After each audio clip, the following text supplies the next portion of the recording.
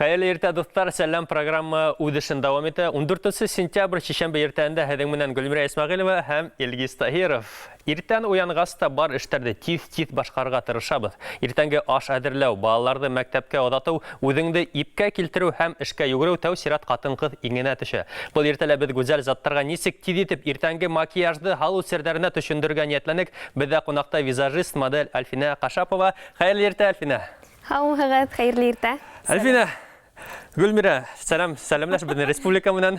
Без һине макияжды күргән юк тем. Мин тура эфирга тәүге тапкыр гримһыз эфирга сыгам. Альфина, бына сәлам һиңә тепендәшем. Һин был иртәлә яшь кызларга, гомумән хатын кызларга бигәнү сердәренә төшендерәһең бит инде был иртәлә. Һәм иртәнге макияжды нимәнән башларга? Хәерле көн барыгызга ла. Иртәнге макияжды әлбиттә битте тазартудан башлайбыз. Мицелляр һау дип атала бит инде, шуның менән битте тазартып алгас, көндезге крем буяйбыз. Һәм инде артабан башка продуктларны биткә һала башлайбыз. Альфина, безнең карамакта 9 минут. Хатын-кызлар макияж әзерләгәндә ир-егетләр нимә эшләй? Без Ситтәгенә көтү ултырабыз дигәндә. Шаярам, әлбиттә. Һәрбер хәрәкәтеңдә безнең тамашачыларга аңлатып барһаң. Менә без мицелляр һау менән битте тазарттык һәм артабан көндезге крем буяйбыз биткә. Бұл тирене йомшарта һәм тональный крем һалыр алдыннан битте шуга әзерләй. Еңелсә генә һөртәбез.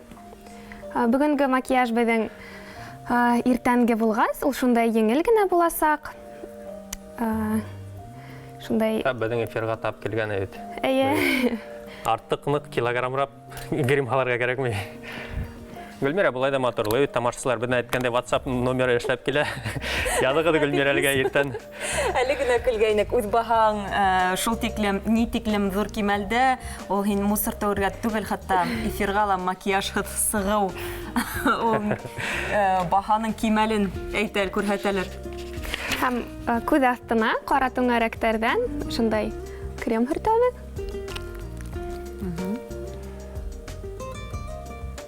Альфина, һиңә килгәндә был һөнәргә касан өйрәндең? Күптәнме визажист, стилист буларак без һине бит Башкортстан халкы һине Халукай дип белә инде. Мин был һөнәргә бик теләп килдем һәм ошо елда укып сыктым. Үземә бик охшай. Бүтән достарымды, апайларымды шулай бизәндерергә, уларны әзрәк кенә булса ла үзгәртергә яратам. Бына хатын-кызларга килгәндә улар ушу макияж дип аталамы? Әйе. Макияжга килгәндә нинди төп хаталар эшләйләр? Әлбиттә, иң төп хата битте әзерләмәйдәр. Көндезге кремдар, маскалар эшләһәләр бигрәк тә яхшырак булыр иде. Макияж дөресрәк ята.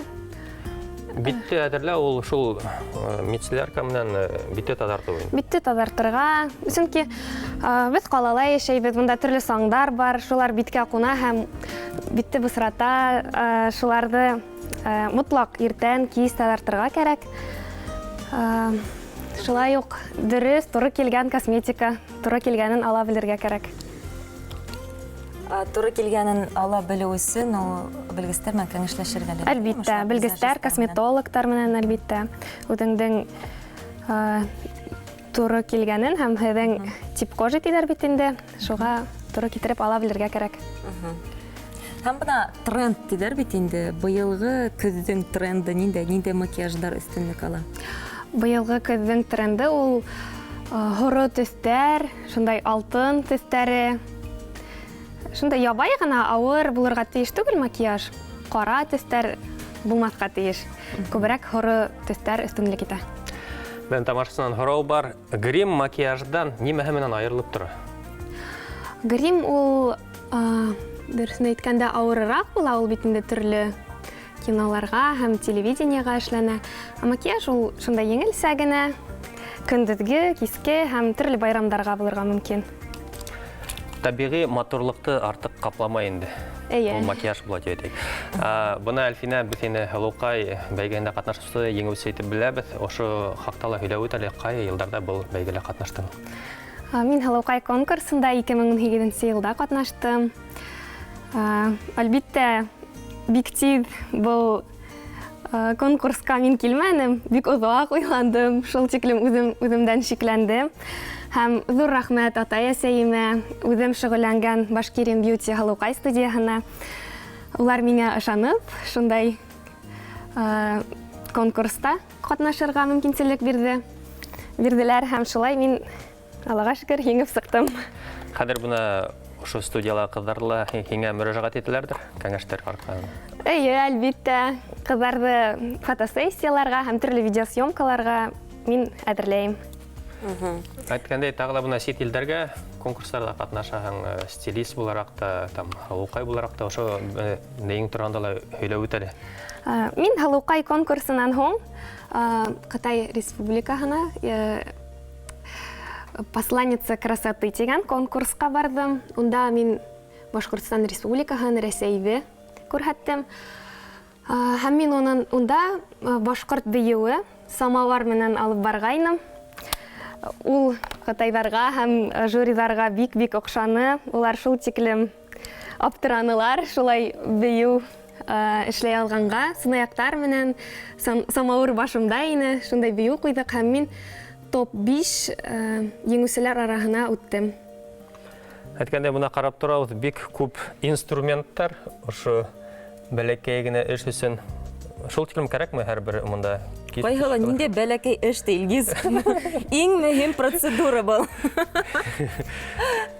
Әлбиттә, төрле кешенең төрле тәне була бит инде, төрле кешегә төрле төстәге тиндәр яки тональный кремдар туры килмәй, шуга һәрбер кешегә туры китергәнде алырга кирәк, төрле төрдәре булырга тиеш. Теге әйтәләр бит инде ир кеше иртән битен юга ла матур. Хатын-кызларга инде макияж был уйлап сыгарылган әлбиттә, шаярту һәм барбер хатын-кызлар сынлап та еңелсә макияж һәрбер эшләй бит инде. Шулай бына тонал крем хөртмәс өчен кемдер BB крем хайлай, әйеме? Һәм улардан нинди төрдәре бар, кайһыларда хайларган? BB крем бик дөрес хайлау дип уйлайм, чөнки ул еңелсә генә, әҙерәк кенә биттәге кызарган нимәләрдә һәм кара түңәрәктәрҙе күҙ аҫтында ҡаплай. Көндөҙгө макияжға бик туры килә дип уйлайм. Әйткәндәй, бул ир-егеттәр буна миңә килгәндә карап торам да, һәм бул һөнәрде егет үҙләштерә аламы дип һорау тыуа. Әммә бул һорау тыуын сәбәбе ир-егеттәр монда кирәнсә бик профессионал бул өлкәдә, бит теге күптәрҙе беләбез. Ни өсөн икән бул улай икән? Егеттәр хатын-кызларда бәлки яхшыраҡ аңлайҙыр.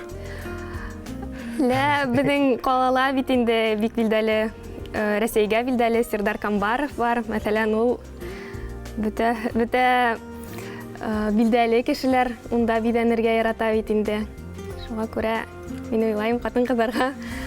Самалап та бына боронғо замандарда төрлө сит илдәрҙә ир-егеттәр биҙәнгән тиҙәр, ҡатын-ҡыҙҙар юҡ.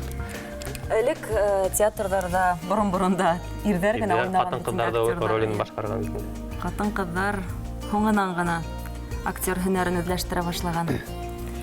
Әлеге ваҡытта беҙ бына помада һөртәбеҙ, әйеме? Помада һөртер алдынан Ҡәләм менән ҡырҙарын һыҙып сыҡтым һәм шулай кисточкаға алып, һиңә туры килгән төҫөн тип уйлайым инде. Шуны һаламын. Һәм хәҙер беҙгә туш ҡына һөртөргә ҡалды. Һәм биткә әҙ генә скульптор һәм алһыулыҡты өҫтәргә генә ҡалды. Аҙағынан ла килеп етеп килә, тимәк. Эйе. Бик шәп. Бына ҡатын-ҡыҙҙар 9 минут, максимум 10 минут. Бына ир-егеттәрҙе оҙаҡ көттөрмәгеҙ. Тема мин хәҙер WhatsApp-ҡа хәбәрҙәр ҡуялалар инде.